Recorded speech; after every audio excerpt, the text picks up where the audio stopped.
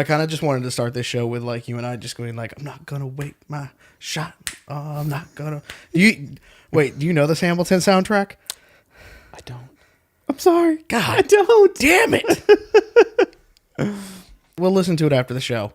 Yeah. Yeah. This is also the segment that we call Hoover Gets Woke. Woke as fuck. Woke as fuck.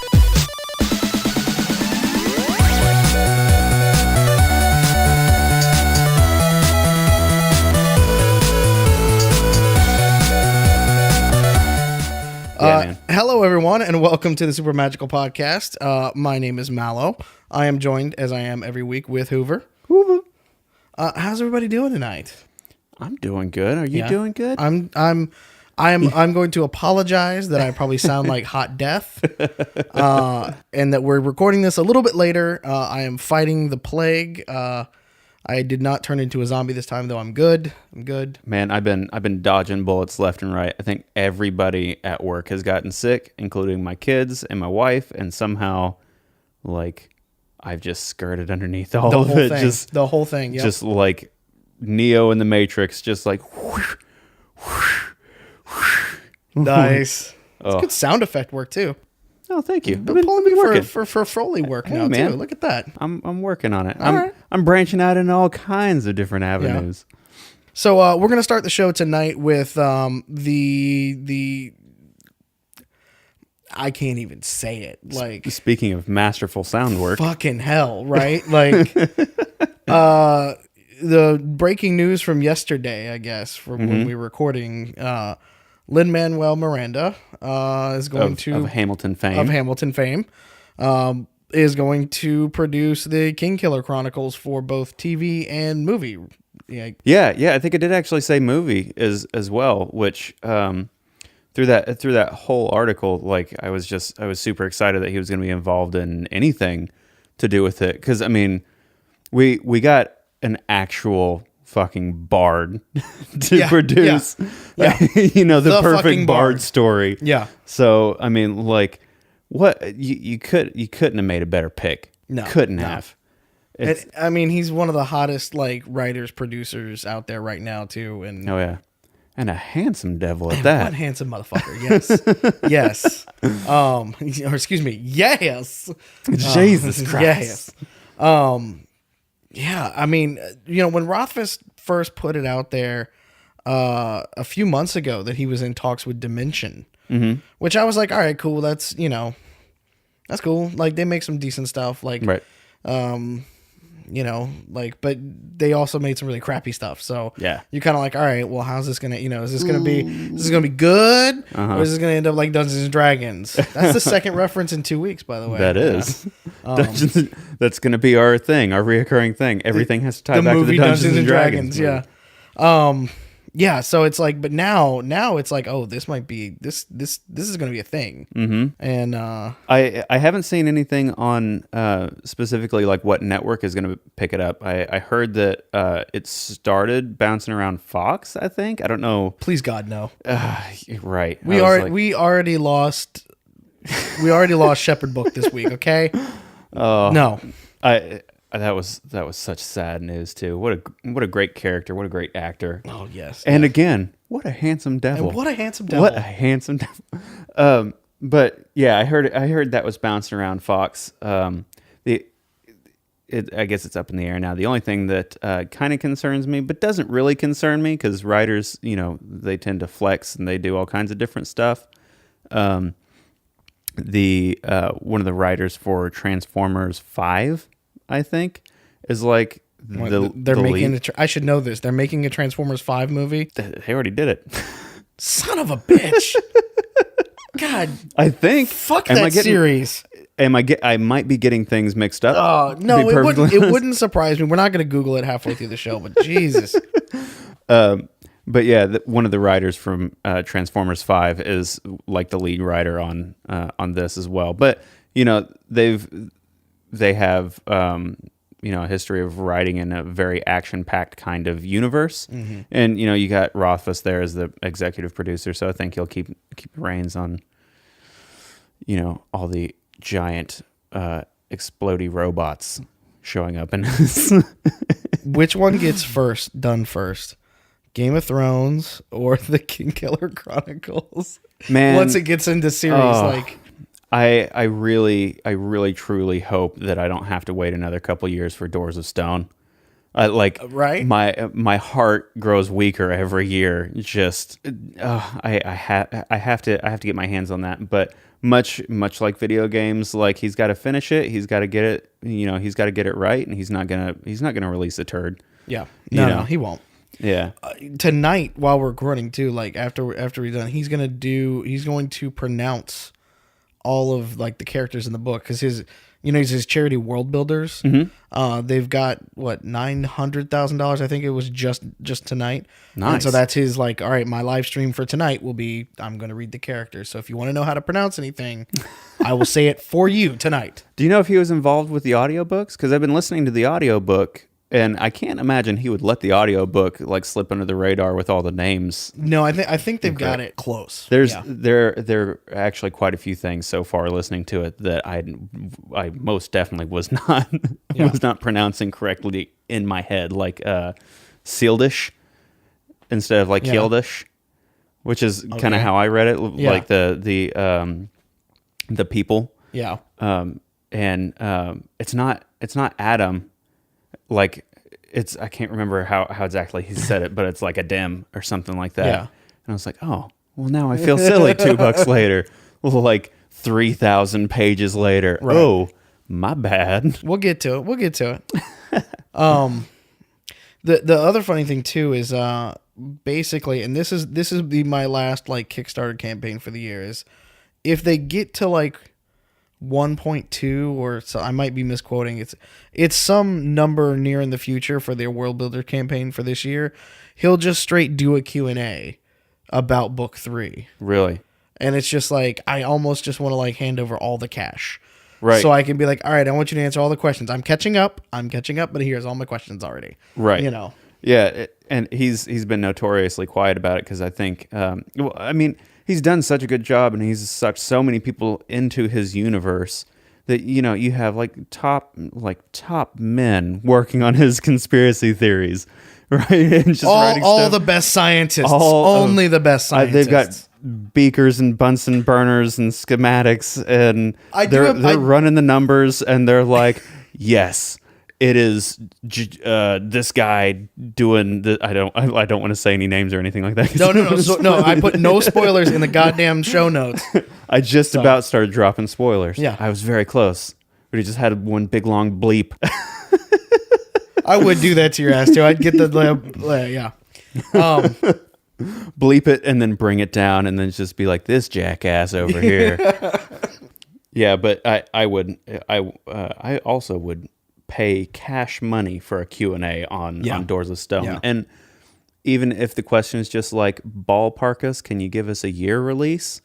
I mean, genuinely, like that if that's not the first question that gets asked, I'd be surprised. Like, did he say that it's going to be a 3-book trilogy? Is that it? Yeah. So I believe he's said that it's going to be a 3-book trilogy, and then he's going to spin off and cover some other stuff in the same universe. Beautiful. So, I mean, like, even if Kvoth's story ends here, technically, there's so many other things happening simultaneously, either in the same timeline, way before with the Emir, and all that. Like, there's so many different things that he's built, and anybody who's gotten even a little bit into the book knows. Like, I mean, he kind of lays out the paths of the book, like right at the beginning, right.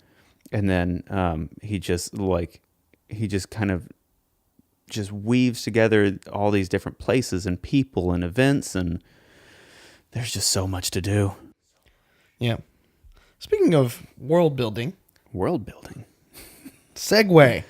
Professional segue. Haha. There have been a bunch of new mods coming soon, we hear, for Fallout.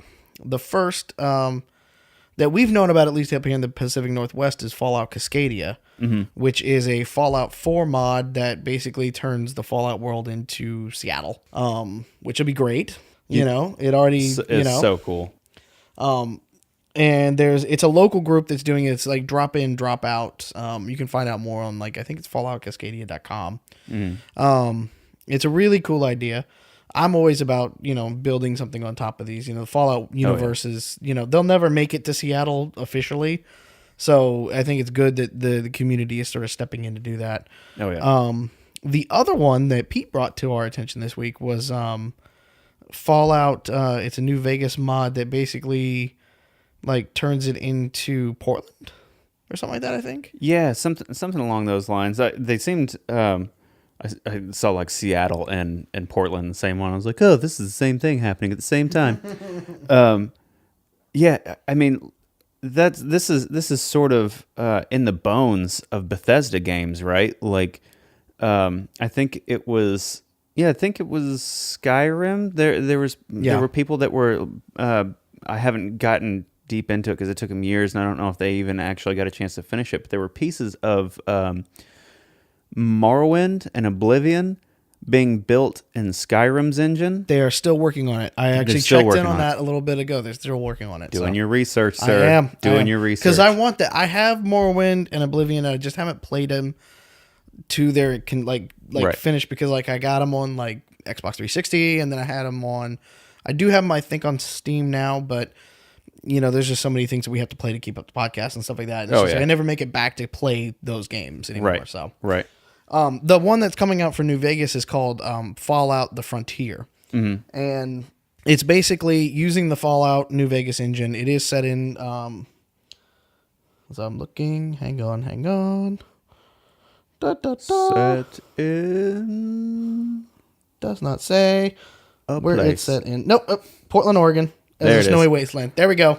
Snowy Portland, Oregon. Which it almost really never snows up here, by the way. Like, not in Portland, at least.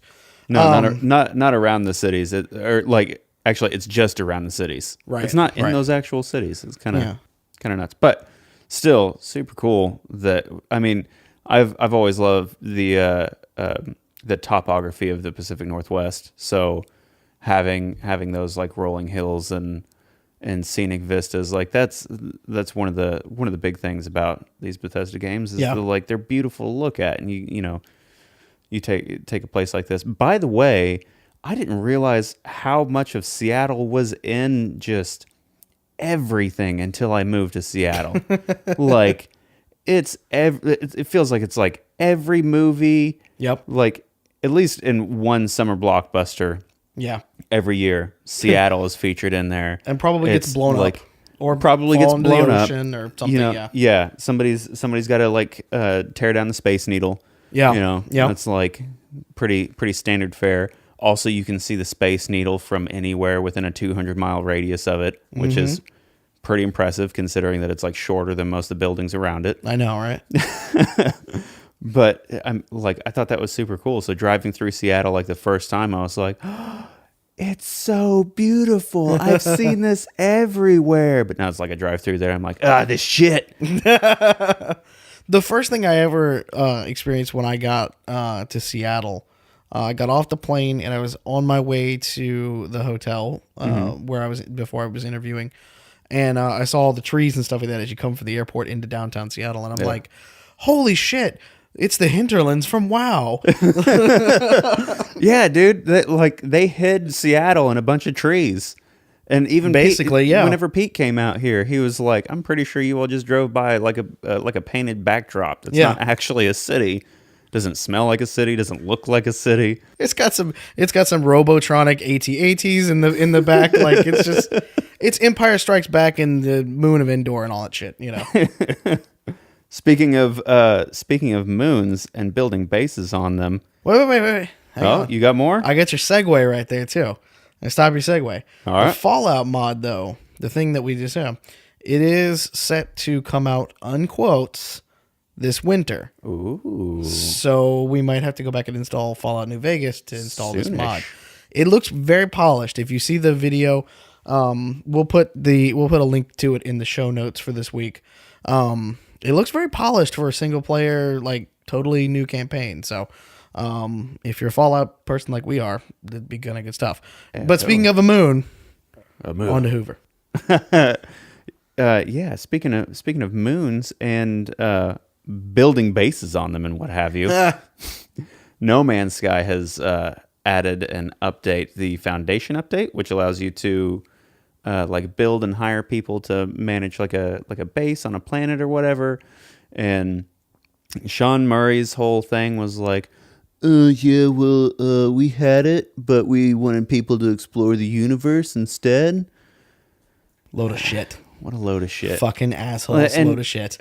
Yeah, dude, people are writing like, does this save No Man's Sky? Does this make No Man's Sky relevant? Like, fuck no, man. You don't you don't release that turd on everybody. Like, here's the thing: if you'd have been like, listen, this is like, it's not ready, but we want you to be able to experience a piece of this. It's, you know, it's getting there. There's just some things that have been delayed. If you've got a hard release date on it, okay, but say something about it. Yeah. Like, you can't just walk up and smack us in the face and then walk away and expect us to be like, oh, well, it's just, you know, it's not all there yet. Yeah. Like, with a $60 beta. That's the thing is I polled some people. In addition to the bases and being able to teleport from those bases around, now there's a lot more exploration and things that you can do in there. You're still the base game there too, but from what I've been able to find with people who are going back now and playing No Man's Skies, it feels like it's a little bit like almost like Minecraft now. Mm-hmm. There's like a creative mode now too where you can just build and do your thing, and that's cool. There's like a super survival mode now too, I think too. And most people I know don't play that. We'll have a topic later on, you know, is this too little too late kind of thing in a world where you kind of constantly do updates and things like that. But I don't know. It seems, I mean, I got a rant ready for that whenever you're ready for it, man. You just let me know. We'll cover it because it's not just No Man's Sky. It's a lot of games in 2016 right now that they've kind of done that, right? Like, and a lot of misses, right, from a marketing and business standpoint for video games this year. So we'll cover that, you know, coming up in a later show. But, you know, just it's an interesting sort of, it's supposed to, like, in usual fashion, I think they named it the Foundation update in like an Isaac Asimov thing. Like, I guess there's a thread of all these old like science fiction writers and stuff like that they keep throwing nods to in the game. So hey, stop doing that because your game's not good enough for it. I'm sorry. You know, I feel bad for the developers that are working with Sean Murray on all this kind of stuff, but like, dude, stop over promising and under delivering. Yeah. Plain and simple. You got to do it the other way around, like in everything, you know. You don't go way too under promise because then nobody cares. But I mean, be like, yeah, it'll be cool, and then just knock it out of the park, man. That's how you got to do it. And then people are like, hey, we're gonna pay closer attention to you. Netflix. We like Netflix. We love Netflix. A lot of people like Netflix. Just before we came on, you can now download content to view offline. Yes, on mobile and tablets, which is super handy. Yep. Because you know, I think there's been this huge fight between people like Netflix and the whole telecom industry. Like, open up Netflix and your data's gone for the month. Like, just minutes into whatever show that you're trying to watch. But now, while you're at home, you can download, you know, the latest Daredevil Sweet Jams and take it with you for a little while, which is super awesome. I just have to say that I'm thankful this wasn't available in college. Oh, because I wouldn't have never made it through. No. I wasn't exactly the best student in college, as you could probably tell if you know me. But if this was available then, all bets are off, man. Oh yeah, just a major hit on productivity in general. Like, you know, now it's kind of nice because I mean, like, you know, we've bitched about our commutes and things that before. Like, you know, there's public transportation, all that kind of stuff. So you have options now, which is great, man. Like, Netflix is with it. Like, Netflix is in the future. They're also doing 4K now on PCs. Yeah. Which, I mean, there's so many people, like so many, I say people, I mean companies. Right. That are just like, they don't really care about progressing their technology and all that. And, Netflix is over here like, oh, we're trying to get with it, man. We're doing what we can, 4K, like. And Netflix has got a lot of competition with the Amazons and with, Hulu to a little bit too. Yeah. More and more of the cable networks are starting to do stream on demand stuff now too. And so, I think they're just staying competitive in a really tight market, Oh yeah. and they've got a lot of great, like Netflix is worth it just for the Marvel shows alone. Like we love those things. Right. Yeah, they've had quite a bit of their library cannibalized by all these other, like, we're going to make our own app. And we just, we end up losing a bunch of seasons of shows that we really enjoyed watching on Netflix. But, everybody's going to do their own things. And, even if Netflix dies off, if they serve to spur this ultra competitive nature between all these different networks, man, like, perfect. I love it. Competition in the market is always good. And it's sort of at a place where I like to buy all of my shows because I want to be able to like download it, back it up, because these digital networks, they come and go, like you're saying. Right. And even when you buy things from like Apple, there's the chance it could go away. And what if they just lose the rights from that company? We don't know that would happen with that. It's like, I purchased it, but Viacom said we can't, sell it anymore. So we pulled we pulled everything. We scrubbed it all. So sorry that you purchased it and you watched it a few times, but you don't actually own it anymore. Like you just licensed it for the time that we were able to sell it to you. You were directly preaching to my conspiracy theorist fathers. Like original issue whenever Steam first came out, and they were like, if you want to play Half-Life 2, you gotta get Steam. And he was like, no, because then they're going to start having you just download it directly through Steam, and then you won't actually own the games. Whenever they're done hosting on their servers, you don't have the games anymore. Well, and I mean, to a point, he's right. Like every physical disc you go buy now, it's like you got to download it anyways. They don't ship the thing anymore. They ship a code. Right. And you still have to download the full game, or you download part of the game, and then the day one update, is 14 gigs or something like that, whatever it comes out to be. Yeah. It's a lot usually. So, that's a whole nother kind of like can of worms, is like, what is true ownership of a piece of, content at this point, Yeah. Yeah. So. It's definitely something to be worried about, especially, with even ISPs, dropping data caps on stuff. Yeah. Yeah. Like, oh yeah, well, you got to download this 64 gig game and you only got like, 300 gigs for the month. Right.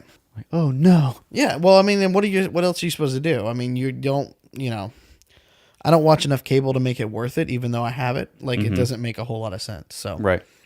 And then one day, get with the program, y'all. Should we start Nintendo Hour?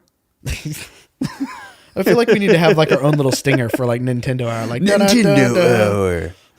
Yeah, I guess Nintendo Hour. I went like super metal for like the friendliest company on the face of the planet. Nintendo Hour. It's me, Nintendo. Ho ho. Oh wait. Yes. We're professionals. So we've got the new Breath of the Wild footage that's coming out tomorrow at the Game Awards. Have you ever watched the Game Awards? Dude, there's so many different award shows and all that kind of stuff. I feel like probably, but if I remember the Game Awards, it is a train wreck in slow motion, and it's one of those.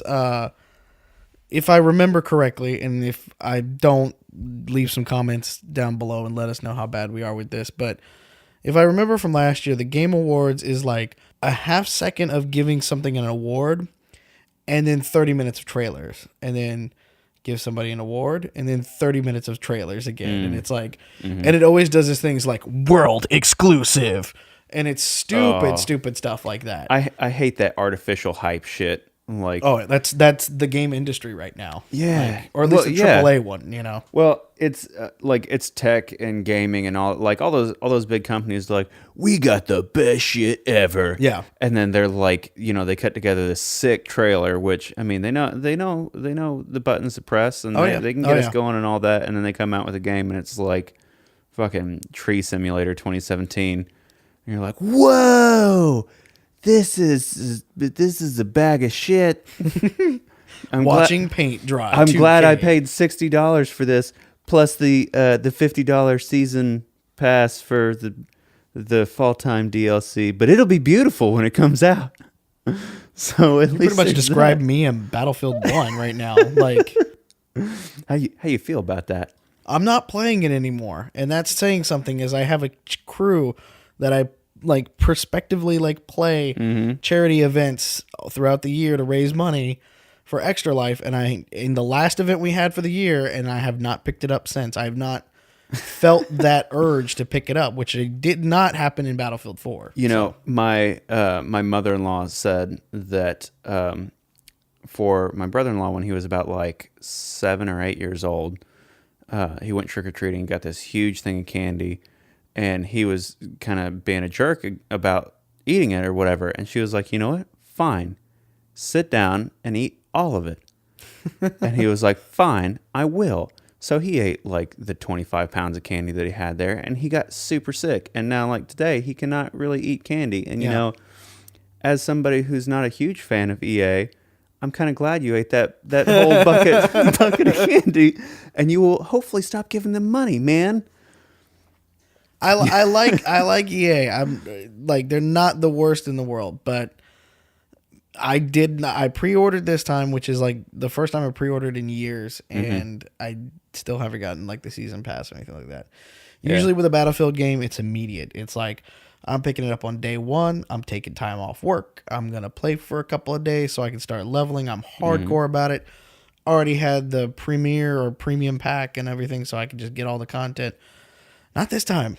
Yeah. Not this time. Yeah. Well, I think there's a bunch of these big AAAs like that are just sort of like reskinned versions of the same thing. Yeah.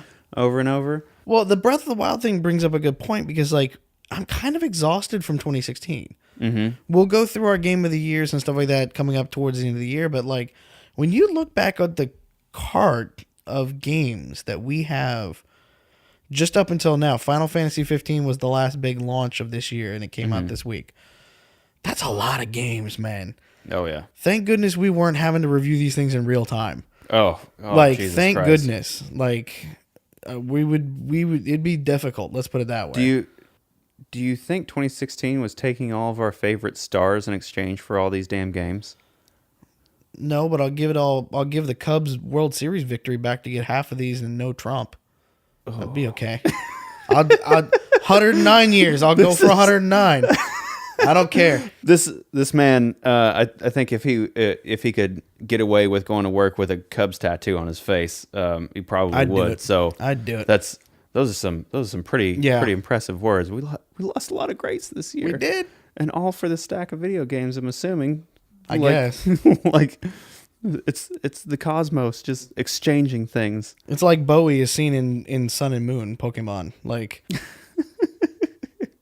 was the worst segue ever into Nintendo announcing that Pokemon Sun and Moon is the fastest selling Nintendo game ever. Which is awesome though. I mean, like the old man in me is like, there's nothing better than yellow, but like they're doing cool stuff, man. And I remember being a kid and just being like, if I can just get Pokemon in 3D, and like they hit that milestone and they're finding their rhythm in like a 3D Pokemon world, and they're doing cool stuff with it. And like, if somebody could have gone back and told 8-year-old me that Pokemon was still going to be selling like hotcakes, I'd have been so proud of the universe. Yeah. At that point, also probably would have held on to more of my Pokemon cards. Definitely. I was like, these are worth money. I'll sell them now. I have a couple friends at the Pokemon company here in Seattle, and I definitely tip my hat to them when Sun and Moon came out, because like, it was a good launch, just like we were talking about last week with the false sense of urgency with the Nintendo Classic and stuff like that. No. Everybody was ready. Everything's been working. The game has been solid by everything that I've read and played and done, and making me eat my words in the next podcast. No, I'm sorry. Like, that's just how Nintendo does business, and they're like, nah. Well, but it's not just Nintendo. It is the Pokemon company too. Right. That's the thing. It's it's Nintendo releases versus the team that's working on Zelda versus the team that's working on Pokemon. I mean, there's a lot of different things in here. I've heard the Pokemon themselves is a little bit different, this time around, but there's enough stuff to keep it fun, Right. Keep it fresh. It's made me want to break back out the 3DS and start that whole thing up all over again and see what it's like, Totally. But I'd go Moon first, definitely Moon first. Yeah, man. There's a few Pokemon games in my backlog. Yeah. Also Shovel Knight. I'm looking forward to stealing away some little girl's Christmas presents to play Shovel Knight for a little while. Speaking of Nintendo. Yep. But yeah, man, it's super cool. I think the 3DS is a fantastic piece of hardware. Pete's been playing Sun and Moon. He said the production values, like the full on cutscenes and all that, they look great. It plays great. He's like, I mean, it's not quite perfect. There's still those certain Pokemon aspects where you just mash an A just to get through it. Well, and it's like they remind you of things that you learn early on. Like in most normal games, there is your tutorial and stuff like that, and then you get, all right, I get it. I just keep pressing A and I go through this and all like that. In Sun and Moon, they keep reminding you every 5 fucking minutes. And it's like, no, I got that. I can do this. Like, come on. Right. Well, a lot of games are very hand-holdy nowadays, and I think there should be an option at the beginning, like, do you want us to be up your ass about like every time you go to perform this move? Do you want to see the button prompts flash on your screen and have a quick time event and all that kind of No, I don't need that. Thank you. I appreciate the offer. No, there should always be a turn off hints thing. Turn off hints and turn off HUD. Yeah, it seems pretty standard, but it's not in everything. Yeah. Yep. Kind of bit of an oversight. Yeah. Mass Effect. That's a game. It is a game. Have you played any of them? So I've tried to play them several times, and not really my cup of tea. But I can understand logically they're very large, immersive, a lot of different pieces of story and whatnot. Like I'm still really looking for that perfect sci-fi thing that like really scratches that itch for me. There's so many of them out there, but like there's always just I really kind of want this to be a little different. Unfortunately, like everybody was losing their minds about Mass Effect, and it just didn't scratch that itch for me. It couldn't hold my attention. But I can appreciate that it's a solid game with solid mechanics and story and world building and all that kind of good stuff. We'll see how Andromeda comes up. We'll review that here for the podcast. One of the things that's been interesting in the Mass Effect series is the multiplayer is co-op, which in an action RPG kind of like that is a bit different, which is one of the game things that sort of made me go, oh, okay, that's kind of cool. Right. They came out just here yesterday, I think, and basically said the Andromeda's multiplayer will actually be tied back into the single player portion of the game. So maybe we'll do a stream. We'll play some single player, and then we'll do the multiplayer and see what happens. Yeah, totally. But that's interesting because like Dragon's Aid's Inquisition, I don't know if you played that one. I did. It's been a little while. It's been a little while. It was a great game though, and BioWare makes some of these nice, RPGs, and I respect the fact too that they have one in like medieval times and one in sci-fi, and they both do really, really great things. Right, and that's one of those things where I was like, I mean, this is Dragon Age and Mass Effect. They kind of felt like the same thing in different shells. So it was really weird to me that like I played Dragon Age and I was like, oh, dude, this is fantastic. I love this. And then went to play Mass Effect and I was like, meh. Like it's the same thing, Hoover. Yeah. Come on. Yeah. Well, but the setting of the story and like, they put a lot of effort into that. And so if it's not immersive for you, it's totally understandable. And so it's just interesting that, we had all of that lore for Mass Effect 3. Mm-hmm. This is like the lore episode, basically. Not Data's evil brother, just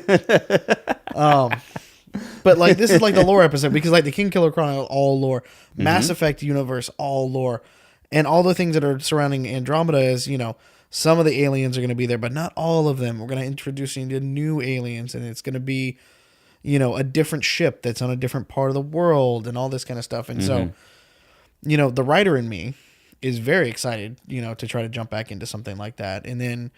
Some of these more interactive elements, because I think this will be the first one that's on Xbox One and PlayStation 4.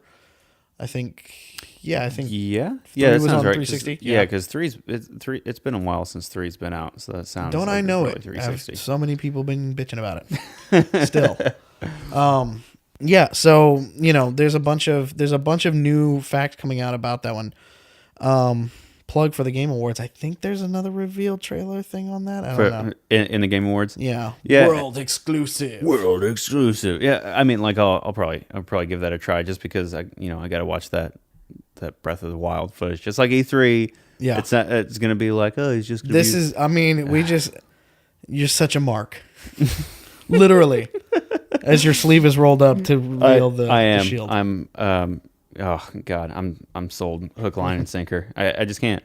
But I'm willing to give it another try. Yeah, I'm totally willing to give Mass Effect another try because they've consistently made a good product, and I think it might have just been the first time around Mass Effect was just put up on a pedestal for me because before I even got a chance to play it, everybody was like, "It's the best game in the world." Yeah, and I don't respond well to stuff that's held up like that because I go into it looking for problems at that point. Yeah, exactly. I mean, I'll get into it later, but it took me a long time to decide to play Undertale because everybody's like, it's the best game in the world, and I'm like, that's a perfect segue into what you've been playing this past week, isn't it? Yeah, it is. How do you like Undertale now? Yeah, so.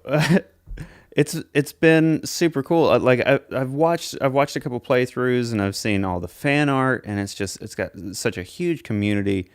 Really, what's drawn me to it is like just the actual action, like sort of the. It's kind of like getting excited over a mobile game, which we've had the discussions like mobile games just kind of. But the combat system with the little heart that like jumps through all the crazy, shenanigans. I've just kind of decided like, I feel like I could do that, and it was a good enough game. It was on the Steam sale. Yeah. So I picked it up and I've played like the first 10 minutes of it, and I was like, this is really satisfying. I'm gonna keep this going, and like. I know it's going to end up being a challenge. I'm trying to start with the pacifist playthrough where I don't kill anybody. So it's like that much harder because I can't level up and I can't just kill things. Right. Like I gotta go through and like just pull all my punches on everything and keep jumping through all those crazy hoops. But it's it's a super cute little game and it's got great music, and it was basically like one guy and a couple artists and like one musician. It's just a super small team of people just collaborating and cranking out an idea that's, they just had an idea and we're going to put it together and see what people think about it. And I mean, you can relate to that. Oh yeah. And they really, they knocked it out of the park. They did a beautiful job with it. Yeah. It's all just really satisfying to play. It doesn't, it doesn't feel like it's a slog or anything like that. So, yeah, I got that and a Steam Link as well. So hopefully I will be sitting on my couch playing that here coming this Friday. Nice. And playing through the rest of Undertale. Very nice. Yeah. What about you? What have you been playing? So this week, in my infinite wisdom on cold meds and a hangover from hell post Thanksgiving, which we hosted here in the studio. And it was beautiful. I decided to play something I've had on my backlog for a little bit. It's an indie game. It's out on itch.io. It's called Sara is Missing. It is a point and click adventure game, but not in like a traditional point and click kind of adventure game. Mm-hmm. It's a little bit like I don't know if you know the game Replica, or if you've heard of the game Her Story, where like you're trying to you're trying to solve a mystery, right, or sort of unravel what's been going on. And the idea of the game, which I played on a PC because you could download like an Apple version of it. Mm-hmm. You could play it on. I think you can play it on your phone too, but it's a super quick game. But the idea is that you found the phone for the title character Sara, but it's not working properly at first, and there is an AI companion that sort of helps you walk through the whole game. Okay. You would freak the fuck out about this game because it's a horror game. Well, there you go to start with. There you go. And I knew that going in, and it still got me within the first 5 seconds of opening the fucking. Because I'm like, I'm downloading it from Itch.io, and I'm just like, all right, maybe, I'm a little free. And then it like does this thing, and I'm like, son of a bitch. And I'm high on cold meds too, and I'm just like freaking out. You're already tripping balls. Already. I mean, I already can't handle a horror game. Yeah. Like I bought Layers of Fear and played through that a while ago. It's on the YouTube channel, which it's not extremely satisfying to watch because it starts out and I'm like, oh man, I'm so excited for this because it feels so creative and so cool. And then like 10 minutes into it, I'm like, looking through the rest of it. I will tell you this: go watch the first episode to get Hoover set up on it, because you literally watch Hoover break down 10 minutes into it. Okay. And then go watch the final episode that features Hoover, Pete, and myself. And watch, which is a very different scenario. It's a totally different scenario. And if you want to hear three grown men scream like little women, that's all you need to do. There is a perfect freeze point and everything in this one. I mean, it's fantastic. Sometimes it is to the audience's benefit that I play on a terribly built computer. Yeah, it most definitely was. We need to make sure we get a link in the show notes for that one too. Yeah. But no, yeah. Sara is missing. It's really good. It took me a couple of hours to get through everything. Yeah. Now I had to stop and kind of go back and forth a little bit too. So now, are you like? Is the game like you're on her phone, or you're using her phone to try to find her? Or? You were only on the phone. You were only on the phone. Yep. So you start out by getting access to some text messages, and the robot introduces yourself, and the robot kind of figures it out really quickly that you're not Sara. And you're like, well, shit. Like, what are you doing? And then, she's missing. And the person that has her eventually calls you, and that's a freak out moment because it just like breaks in. Oof. I'm getting a little like flushed, a little flummoxed. Like it's so soon. And, like I can see the phone in my like. Let me put it this way. I know that they were actors and I know that they were doing it, but they did the gore that's in the game, because it is a horror game. The gore that is in the game is done so well that it's like, it's one of those times where I don't usually get affected by gore too much. I kind of laugh at it sometimes because it's like, because it's usually so poorly done. Super cheesy. It's like, here's some ketchup and some latex. These are some art school students that knew what they were doing, and they shot all the pictures with the phone, and so there's the perfect graininess and all this. And they put enough in the game. Like the whole point of the game is to teach you a lesson about sort of the voyeuristic nature of like oversharing. Oh yeah. And her whole story goes through some issues with her boyfriend at the time, and some, you get to read all the text messages back and forth with her mom, and you hear the backstory on that. Like if you want to get into the story, because like you have to pick through this stuff to find a couple of clues, because things are password protected, and she's a millennial, so like she does some things correctly, like protection, like we all do. right. And then like as you're going through the phone, the AI is helping you sort of rebuild her phone's database because it was corrupted a little bit. And the more that you uncover, the more that it's just sort of like, oh shit, and I mean, just talking about the production value, you got me hooked, man. Like I'm ready to play this thing. Okay, we'll show it to you after the show, and maybe actually let's record that one day. Let's throw it up there. We'll record it. You playing this, if nothing for the fact that we'll get the jump scare at first. That's a nervous laugh. If you all didn't pick up on that, I made it through. It left a mark on me. It's not the best game in the world. The production value is not. I mean, it's not super polished, but and they list out their it's not a huge production team that's working on it, but there's a good group of friends and stuff, and so it's it's really awesome to see this kind of stuff out there. I love these alternate narrative type games and stuff like that, and so totally. I think that's sort of the magic of gaming is like transcendent interactive storytelling. Yeah. So I mean, it's relevant, and it's not like is it going to be as cool 20 years from now? Not necessarily, but it's sounding like it's a smaller game that was intended to relate to a certain group of people now. Yeah. And it sounds like it does it really well. Yeah. I won't spoil anything, but there's a song. The only song that's on her phone is called "The End Is Nigh." Oh, okay. And it's the most poppy fucking thing you've ever seen in your life, and I fucking love it. You can actually, if you go to it's monsoonlab.itch.io/sim for Sarah's Missing, you can actually go through the whole thing, and they link to the band and stuff like that, and it's oh, that's awesome.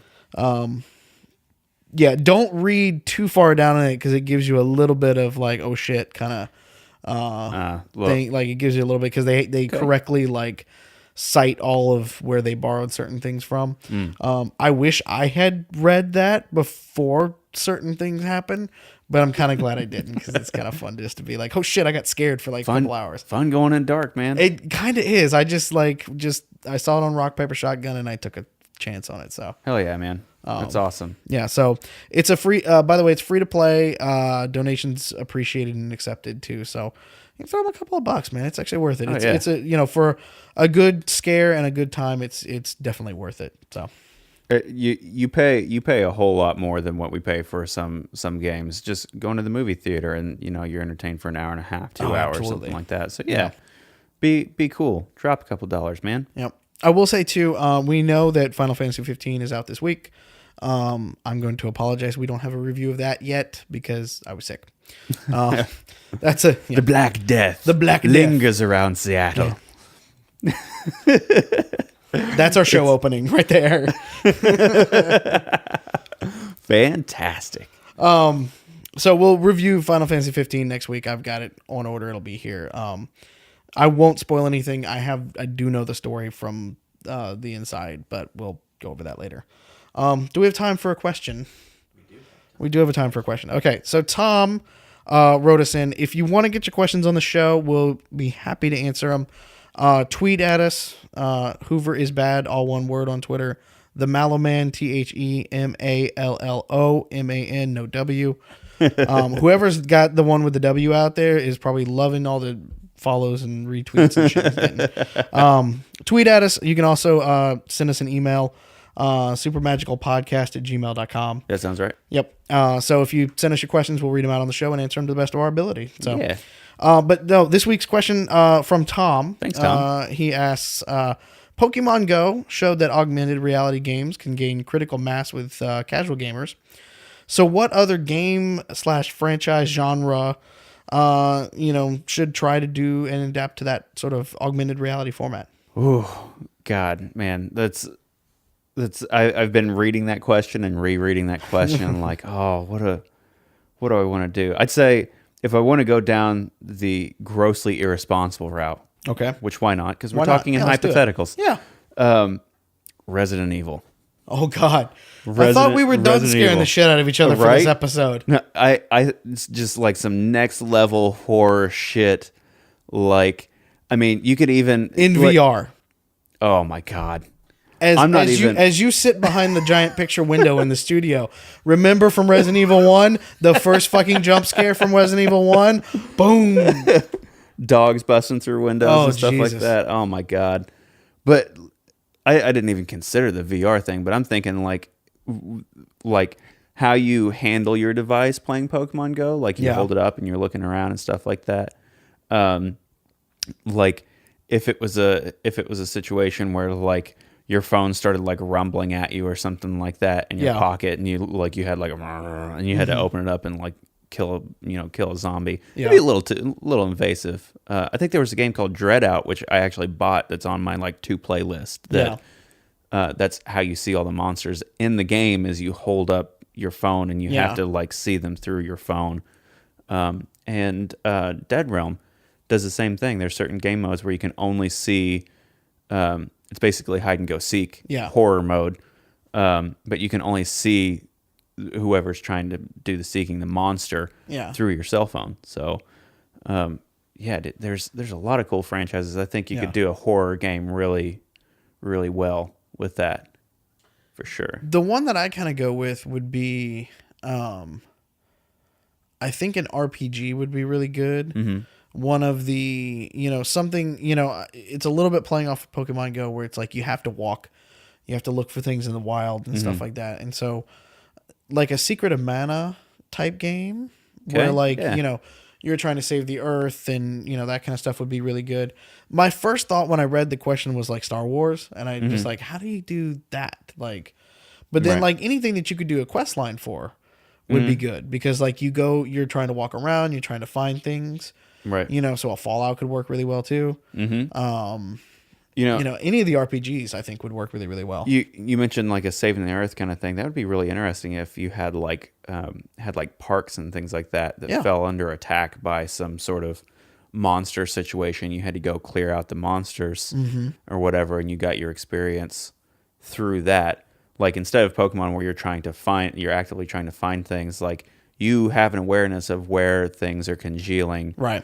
And like maybe what's also attracting them to that place, and you could do something to disable that and clear out the monsters. That'd be kind of fun. A ton of fun. Yeah, for sure. I mean, it's like WoW in real life, right? Like you go to an area, then you clean out the monsters, you get your pelts, and you take them back to the night elf, and he gives you 10 gold or whatever like that. Like I mean, totally. That's kind of how you do it. The one that I just thought of while you were talking, King Kong, like a kaiju type thing. How badass would that? We talk about going downtown, right? The Space Needle. Right. You point your phone up at the Space Needle, and all of a sudden King Kong's up there, and you got to defeat him. Yeah. Oh, that would be sick. Yeah. That would be so cool. Hey, somebody make that and then send us a royalty check. Haha. Do that. Set for life. Kong Island or whatever like that. The new movie's coming out soon. By the way, trailer for that looks fucking amazing. Have you seen who all's in that movie? I have not. Samuel L. Jackson's in that movie. Sold. Yeah. We're done. Yeah. There's a ton of people in that movie. It looks great. Yeah. I'm excited by that one. So very cool, man. I'm gonna have to watch that one too. There's so many things all the time. I'm gonna say it again. What a time to be alive as far as like being a nerd and into this, like all this kind of stuff. Yeah. There's just a limitless supply. I mean, obvious in the fact that we're doing a weekly podcast and there's just too many things to talk about. I know, right? That's too good, man. It's been good. All right. Yeah. I think that's a good place to stop today. I think that's a good place to stop. Sweet. All right. Well, thank you guys for listening. You've been listening to Super Magical Podcast. Big thanks to everybody this week for sending in questions to the show. If you haven't already, please go on iTunes, rate us, give us 5-star reviews. If you do, we'll read your name out on the show. Yeah. You can also do that on Google Play Store now, too. We're live on Google Play. Mm-hmm. We're live on Pocket Casts. We're talking to the folks at Cast FM to getting on there. We're all over the place, baby. Basically, we're all over the place. So come holler at us. Let us know what we're doing right, what we're doing wrong. We love you all. We'll also be on YouTube. That's right. The morning after, too. Hoover's working on some really fun stuff for that, too. So keep your eye out on the Super Magical Fun Time YouTube channel. I got them goodies, man. Yep. Join us on Facebook and Twitter. Search Super Magical Fun Time. We're all over that. The podcast is recorded here in the studios here in Seattle. It's a production of Super Magical Fun Time and Humanoid Games. Our executive producer is Alligator Pete. Our benevolent overlord is Grandpa Joe. Don't forget to subscribe to us on iTunes or wherever you get podcasts, and we'll see you next week. Thank you, super friends. We'll see you.